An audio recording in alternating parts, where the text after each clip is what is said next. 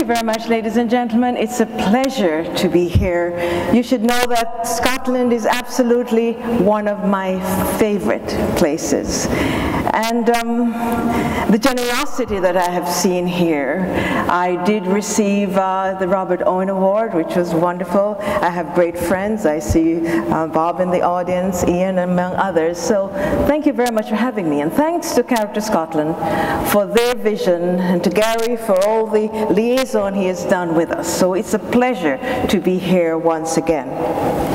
Now, the topic that I was asked to speak on, I chose character development, education at its best.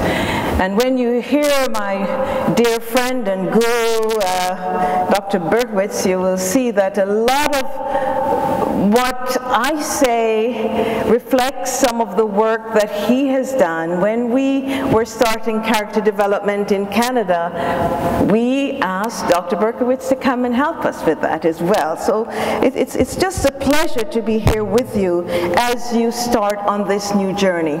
Because I believe, and you may know I'm from Jamaica, that's where I was born. I was a young teacher in Jamaica and decided to go to Canada to study there. It's interesting. During my studies there, a friend said, "Avis, why don't you stay here?" I said, "No way, it's too cold. Canada is too cold. I'm going back home." And after 4 or 5 years studying there, it grew on me, and I wanted to stay there. I have adopted Canada as if it were my own country. And in fact, I've spent a longer time there now than I did in Jamaica. So I consider myself Canadian.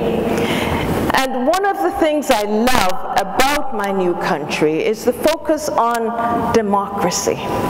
And I've grown to appreciate this much. I love the saying that democracy is not an engine that would go in and of itself. It must be nurtured one generation after another. And so many people agree with that. When you focus on character development, I believe that it is one way of ensuring your democracy, and I hope I'll be able to convince you of that. Another person I've loved to read over the years is Robert Putnam. And he concluded that communities which succeeded socially and economically did not become civil because they were rich, but rather became rich because they were civil. And when I think of your country, I think that you are continuing this wonderful tradition. The first time I was in Scotland, I remember asking directions on the street, and this older woman, she said, "Come on, dear." She grabbed me along and took me and showed me, "That's where you go." And I thought, what generosity. It is important for you to nurture this in your students so that you can continue to build this wonderful country. And I believe that education worthy of its name, ladies and gentlemen, is essentially education for character. The Scotland we all love. How do you consolidate your vision, realize your potential?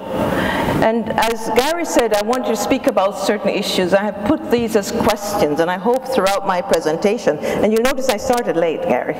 Is that good? So I will try to answer those. But Pierre Elliott Trudeau, many of you may remember Pierre Elliott Trudeau, one of Canada's Prime Minister. He said something that I've always remembered. He said, "A country, after all, is not something you build, like the pharaohs built the pyramids, and then leave them standing there to defy eternity. A country is built every day out of commonly shared values." And so, it is in the hands of every Canadian, and I would say every person in Scotland, to determine how well and how wisely you will build this country of the future. So, congratulations once again. Why educate for character? There's so many reasons for this, ladies and gentlemen, and I'll get to the point where I will tell you how it actually started in a school district where I was Director of Education in Canada. But we have heard many statements. Intelligence alone is not enough. Margaret Mead said the solutions to everyday problems today will depend on how well children grow up tomorrow, and so on. Ron Page from the United States said, we are in a race for the hearts and minds of our children, and we are not the only ones. Character development, Marvin will say very often, promotes civility. And Marvin again said, no society, I hope I'm not stealing your speech, but you know I quote you a lot, Marvin. You have many things to say. No society will endure if it does not socialize each subsequent generation. Citizenship development is a part of character development. When we did this in Canada, we included character and citizenship development. We said as well, because at one stage in Ontario we were focused on academic achievement. That is important. I do not want anything that I say to diminish how important that was. When I was a chief student achievement officer, the focus was on academic achievement. And as soon as the students started achieving well, we said now we must develop a more holistic approach to education. As we educate minds, we must also educate hearts. The cognitive, the affective, the behavioral, giving a very holistic approach to education. And we are seeing the importance of that. One of the handouts I gave you, and I hope you will look at that, it's on the 21 trends by Gary Marks. For years he talked about 16 trends, but in his most recent documents, he has been writing about 21 trends. I hope you will take a moment just to look at those 21 trends in your handout. Because there's one trend that talks about scientific advancements and what this means for society. And when I think of that, ladies and gentlemen, if I had time for discussion, I would ask you, what are some of the recent scientific discussions that you have seen? Food irradiation, in vitro fertilization, human cloning. I could go on and on and on. My question to you is, how will our children make those decisions? Prolonging the lifespan. On what basis will young people make the decisions, the ethical decisions that will affect our lives? I believe character development has the potential to cut across all race, religious, socioeconomic backgrounds, to develop some non-negotiable attributes that we can all support and that will have an influence on the future of our societies. So we need something in our curriculum. We need the training for teachers so that they can grapple with the questions that children will ask about human cloning and all those other scientific discoveries. We must give them the tools to be able to do that. As well, in those 21 trends, another of the trends that I think about very, very often, majorities will become minorities, creating ongoing challenges for social cohesion. Ladies and gentlemen, all across the world, the ethno-cultural or ethno-racial complexion of our communities is changing. What are we doing to help children get along better against the lines that divide us in society? It's very important when all these cultures come together, and very often in my experience, I spent 40 years in education at all levels, from teacher to superintendent to being responsible for all the schools in Ontario. I've seen the problems. They very often start in the schools, and the principals call and they don't know what to do. I'll always remember a principal calling me one day and he said, Avis, what do I do? I was the school superintendent. He said, I stopped a young lad in the hall. He was wearing a hat, and of course they were not supposed to wear hats in school. It's one of the school rules. And he said, this lad said, no, I won't take it off. It's a part of my religion. And he said, Avis, I let him go because I didn't know what to do. Now that school had just had an influx of immigrants from all over the world, different religions. Our principals were becoming insecure and afraid. They didn't want to be called racist. So he let the child go. He said, is it true? Is it a part of the religion?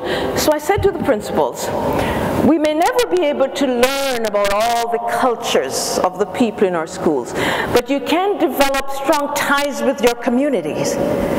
Look at the demographics of your schools and make sure you have connections with people from all those different religious groups. And I said, do that. Call on one of those leaders and say, young so-and-so said wearing a hat is a part of the religion. Is that true?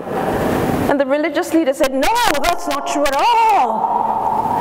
But the principal, discipline was already being eroded because he was afraid of challenging children, insecure. You may not know all the cultures, all the religions, but you can have deep connections within your community, people you could call on to say, is this true?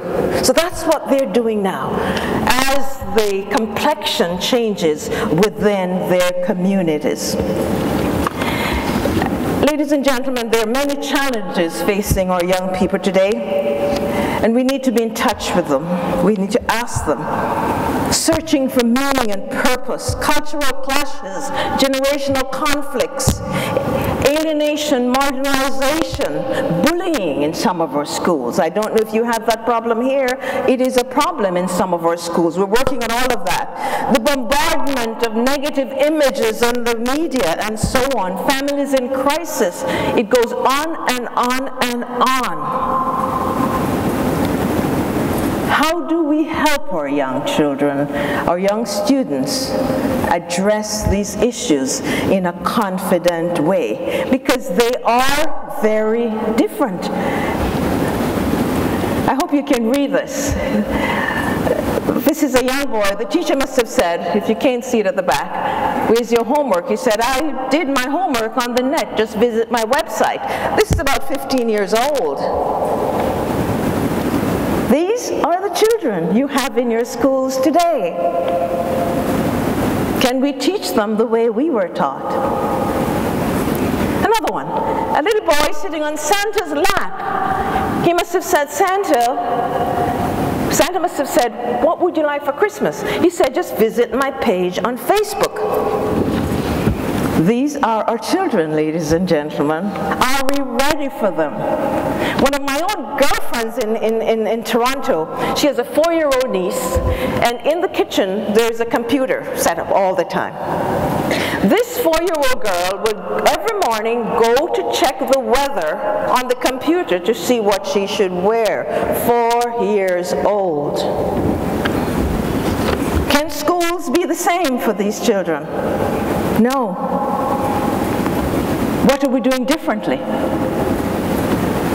in order to meet the needs of these young people? When we started character development, we had to quickly help people to understand what it is not. I'll go to what it is later on, but let me start with what it is not. And I found even in our schools, I remember visiting a school and the teacher said, Avis, we have a character room, do you want to see it? I said, oh yeah, wow, I wonder what that is, a character room. I said, I'd love to see it. She said, oh yeah, let's go down the hall here. This is where we send children when they misbehave. I thought, oh my goodness. That was never the intention of character development. Can you imagine associating it with negative discipline in the early stages?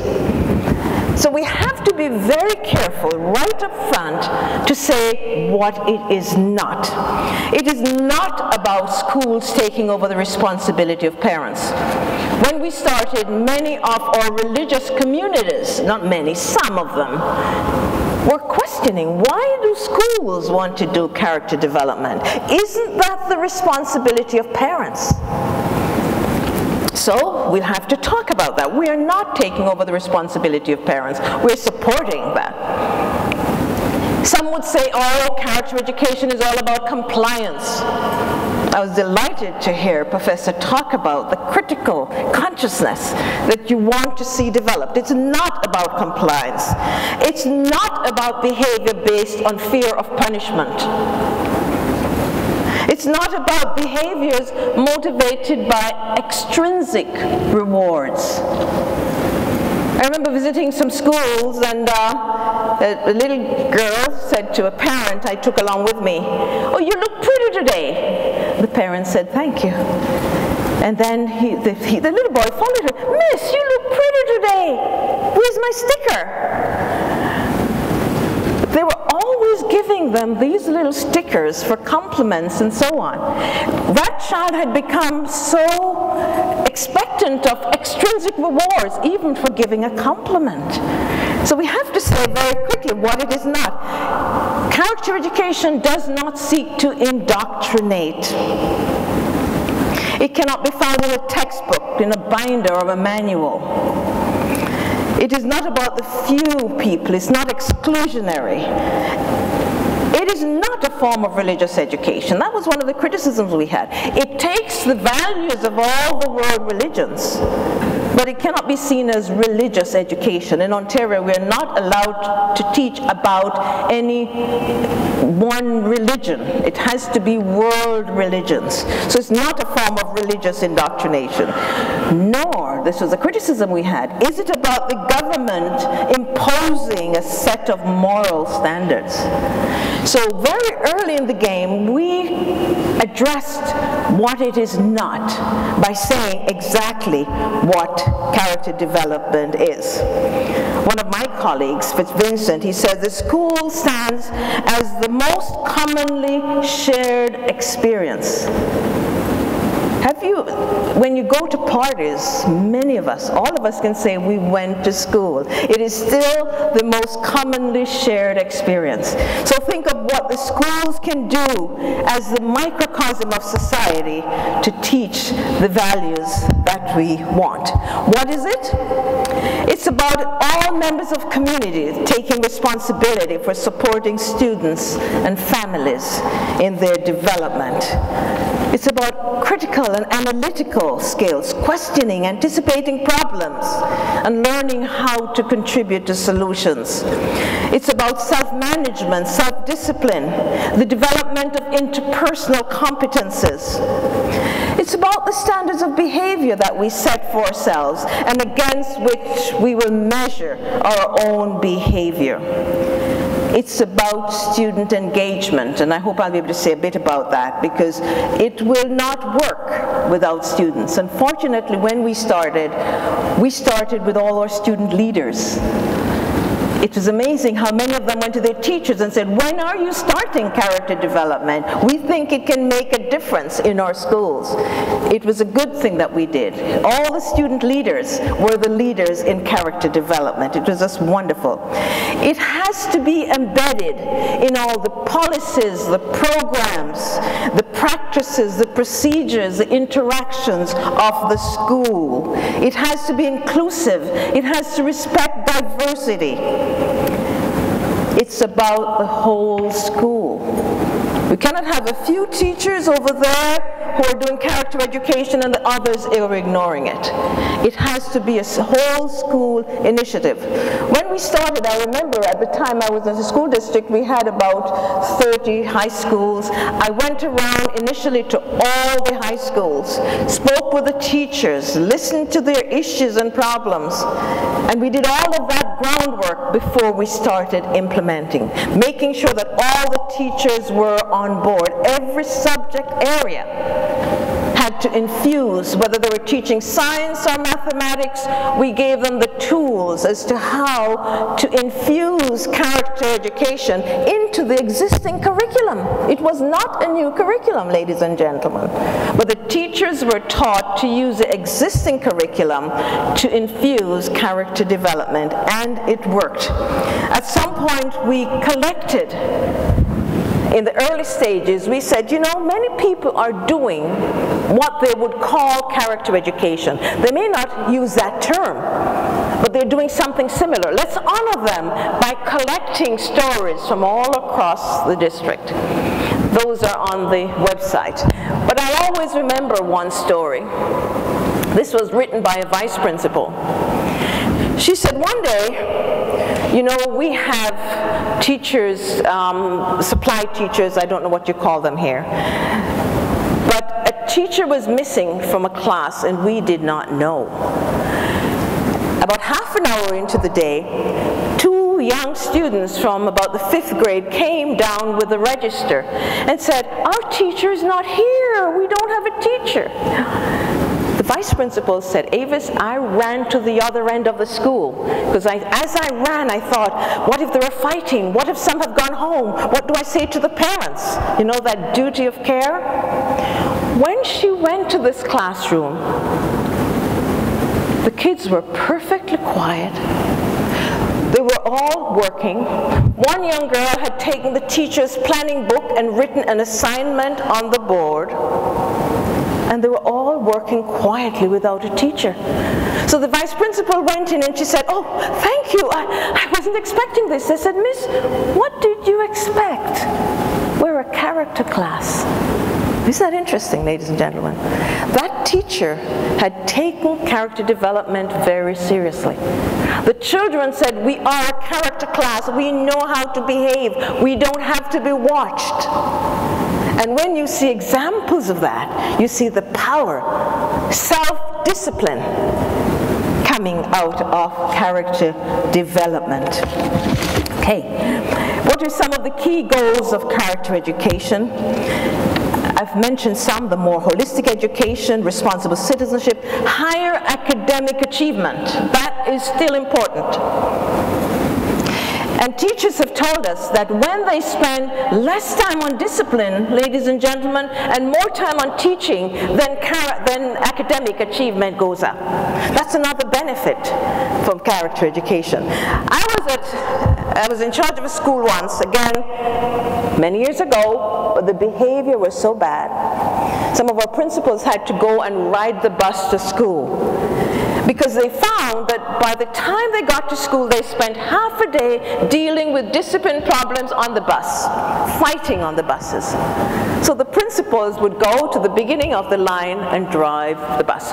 Now that school, after it implemented character development programs, they found that many of those discipline problems disappeared.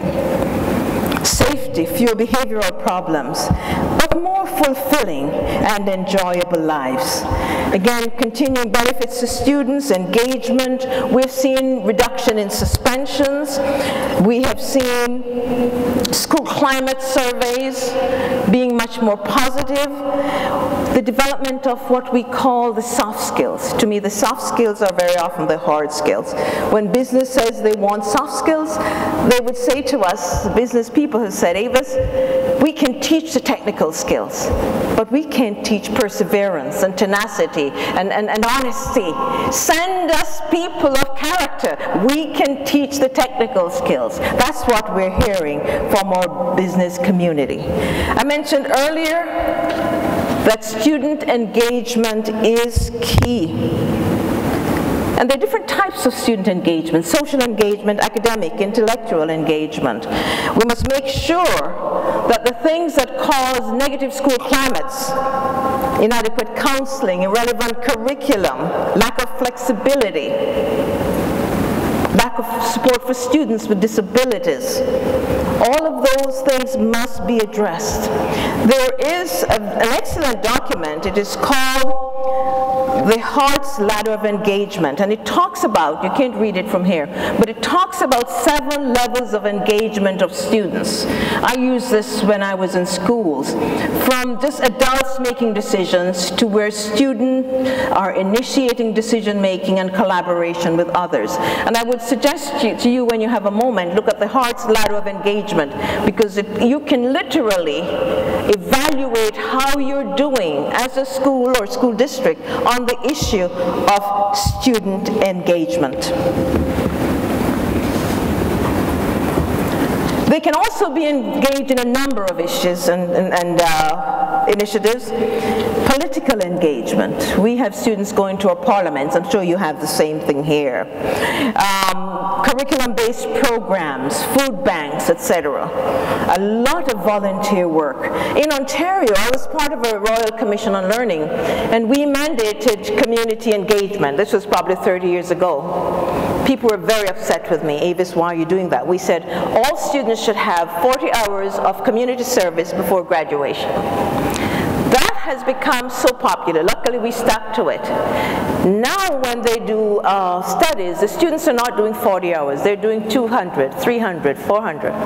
And they're finding that by going out and doing community engagement, they're also doing something that I believe in was career exploration. And the two things are tied together. So that community engagement was very, very helpful for students. Not just fundraising, but to get to know their communities, the value of service, and the value of civic engagement. In developing a character education program, it's important as well to have parents on board. It's important to have business on board. Sorry, is there a problem? Oh, it's just coming apart. Sorry about that. It's important to have business on board. Now, in education, sometimes we do not pay attention to the potential of business. I remember some people saying, oh, Avis, you don't want those business values taking over education. I've always seen business as being very supportive of education.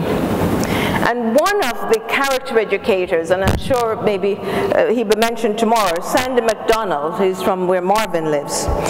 He was head of McDonnell Douglas, devoted many of his years to education. And I'm going to read one of his comments because it says it all. We in the business world don't want young people coming into our employment and into our communities who are brilliant but dishonest, who have great intellectual knowledge but don't really care about each other, who have highly creative minds but are irresponsible. All of us in business and the entire adult community need to do our part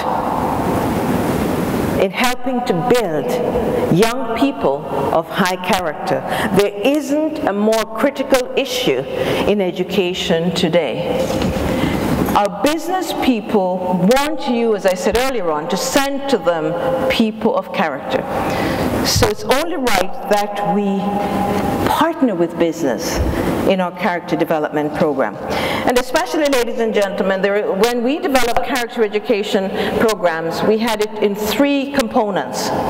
Character education in schools, building communities of character, that was the 2nd phase, and the 3rd phase was character in the workforce. And all 3 together helped to develop the entire community in making this initiative possible. Okay, let me go quickly then. What does character education look like and how it promotes positive experiences? I'm not sure where I am, but we'll just continue. 17, okay? What does it look like in schools? I've talked about that, the codes of conduct, the community agencies that work in the schools, the discipline with dignity. If you do not discipline students with dignity, they will have no support for character education programs. We must discipline with dignities, and all the behaviors must, both from the adults. Students said to us, Miss, if you want us to take this character education program seriously, you have to talk to the teachers first. Because if they don't behave with character, we won't. The modeling becomes very, very important. So as you do your training, make that very, very important to your teachers. What does it look like in school systems? Just getting to catch up. What does it look like in schools?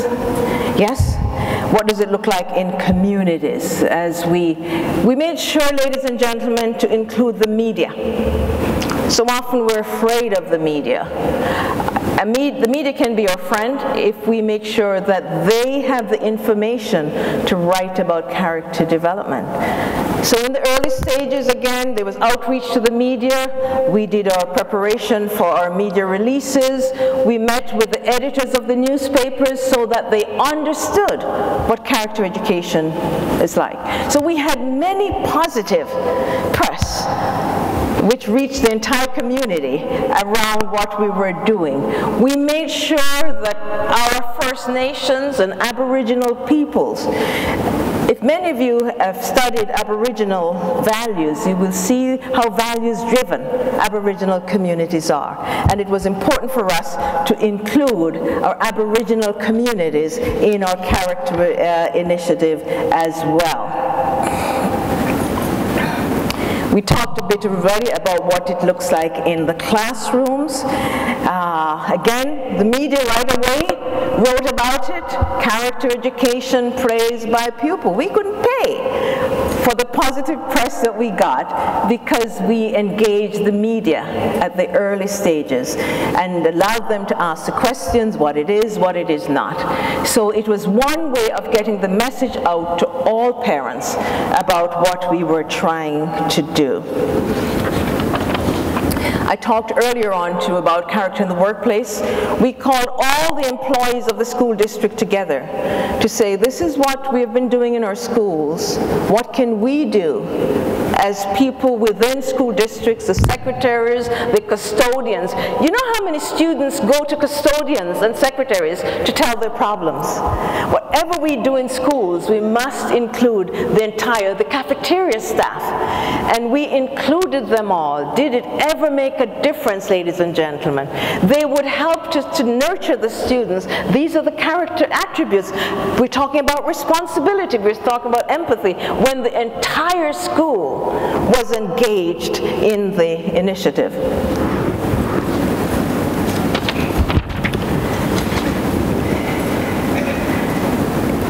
And I should say, just recently, maybe a week ago, the Globe and Mail, which is our national newspaper, talked about how we treat employees. A character development or a character in the workplace initiative will not be successful if we don't treat our employees well. And I know when I launched this with our secretaries and custodians, I said, come and tell me what is good about our organization and what needs to change before we think of the character program. They lined up outside my office. And they said, oh, this is happening, and you have to deal with stealing in this department, and you have to deal with that. All of that groundwork had to be done before we could get into the character development program. But were they ever open and honest with us? Another thing I asked all the secretaries and custodians and people who work in the board office to do was to volunteer for half a day in our schools to help a child to learn to read. Did that ever make a difference? I remember meeting a secretary in the hallway. She was in tears. She said, Avis, I'd always wanted to be a teacher. And my mother made me become a secretary in those days, and spending a half a day in the schools helping children to read, it really helped her productivity and her sense of how much she loved her job. So for half a day, the people in the board office, district office, went to help a child learn to read in a school. Can you imagine how powerful that is? All a part of the character initiative. I'll go through quickly because my time is just about up, isn't it, Gary? Okay? Let's just go through that very quickly. I'll deal with just a few more. Only recently, let's go back to the next one. Our sports figures in our community took took on the character initiatives because they figure character in sports, they can support it. Can you imagine having the hockey players, ladies and gentlemen, behind the character initiative, building character through sports? Recently, I went back to York Region where we started. They were giving community awards based on character. Anyone in the community could nominate a person doing something positive to support the character initiative. So it really became not just a school initiative, but a whole community development initiative. And it has been going very, very well. Okay? I've dealt with some of these in an effort to, developing communities of character. When we wanted to start this, we went out to all the mayors. The York Region, just north of Toronto, has 9 municipalities. We went to all 9 mayors, brought them together and said, we want to build communities of character. Can you be the leaders within your community? The mayors were delighted.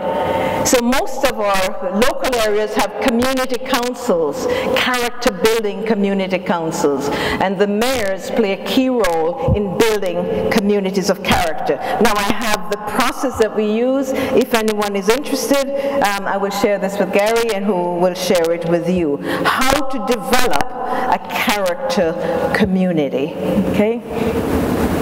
Again, the media wrote about it. The values, community wealth, even help required. Our editors said to the community, we need help for this character community. So you can see how powerful it was to have the media on our side, always getting the message out to the community, okay? I was asked about character across the globe. We may not have time to do that, but when I worked briefly on this initiative with the Character Education Partnership in Washington, we sent out we sent questionnaires to 150 ministers of education across the globe. We had 44 responses, which we considered very good, but we had asked all these countries, do you have a program in character development? Australia, Canada, Cyprus, Czech, Denmark, you name it. And we found that many had something that dealt with attributes, but not many. Very few countries have a systematic, intentional character development program. But they had something that you could call character. I believe unless it is systematic, unless it is intentional, unless you can ask the children what it is and they can tell you about it, then something needs to be done to make it much more intentional as an initiative. But there is no doubt that there is interest in character education, personal development, citizenship development all across the world. That's what we're noticing now. New Zealand, for example, schools may establish their own. So in some, it's much more laissez-faire. In a few countries, they have character development programs developed from the center. How do we teach attributes like respect and empathy? Time is running out, but let me say to you that empathy, to my mind, is one of the most important attributes that we can foster in schools. It can be taught. We would have so much more in our world, a better world, if people were able to empathize across the lines that divide us in society. It is so powerful when you can empathize with people who look unlike yourselves, different cultures, different background. That human quality of putting yourselves in other people's shoes and seeing the world from their vantage point is one of the most important character attributes. And I think, ladies and gentlemen, it can be taught. I was also asked, how do you evaluate it? And one suggestion is the Character Education Partnership in the United States has what they call their there are 11 standards, sort of, or principles of character. If you use those 11 principles, it would be a good way of assessing what your character education is. I think it's important, ladies and gentlemen, for us to ensure sustainability, making sure that it's a wide cross-section of the community. The more people who are involved, the more likely it is to sustain those programs. And let me try to wind up by asking Character Scotland, encouraging you to hold dear to the legacy that you will have by starting on this initiative. As you move forward with intentionality, determination, I wish you just the best in this initiative. I hope this will not be the only conference. I hope you will have other ways of engaging communities, engaging schools, having student conferences, because it can be as effective as it is bottom up. It does not have to be top down as well. So make sure that you get your students together. I encourage you to continue to throw starfish in the safety of the waves. And we do that when we have character development program. But let me end with a story which to my mind exemplifies why we do the work that we do.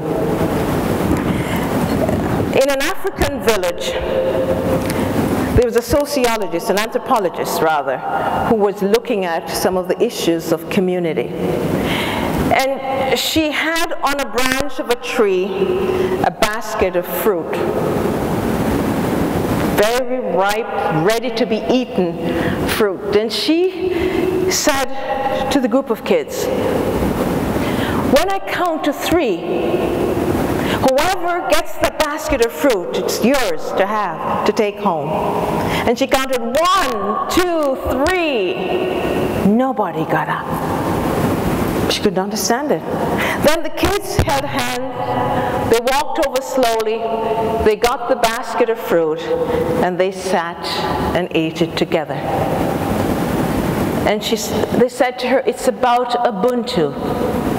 None of us can be happy if the others are sad."